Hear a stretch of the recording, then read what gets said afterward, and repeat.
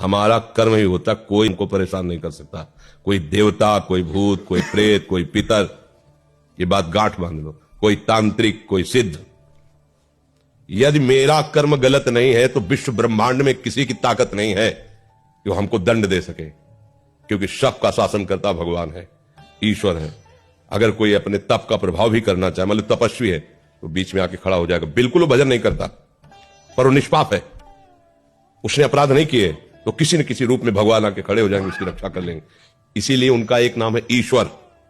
संपूर्ण जीवों का शासन उनके हाथ में और सब जगह विराजमान है।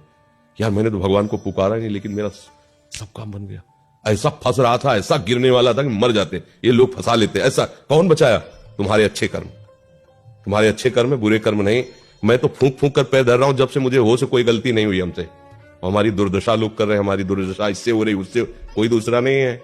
बोले तुम्हारे कोई चक्कर है, ऊपरी चक्कर है, लोग ऐसे कहते हैं। अरे ऊपरी और भीतरी केवल तुम्हारे कर्म का चक्कर है, दूसरा कोई नहीं है। वही कर्म भूत बन करके तुम्हें सताएगा, वही कर्म पितर बन करके, वही कर्म ग्रह बन करके सताएगा, कोई नहीं सता सकता। जो पे कृष्ण चरण मन अर्पित तो कर है का नवग्रह रंग, रंग माने भिखारी। ये भिखारी नवग्रह तुम्हारा बाल बांका भी नहीं कर सकते यदि कृष्ण चरणारविंद में चित्त लगाए हो। और सब ग्रह तुम्हारे अनुकूल है और प्रभु से तुम विमुख हो तो कोई तुम्हारी रक्षा नहीं कर सकता। तुम्हारे कर्म तुम्हें नष्ट कर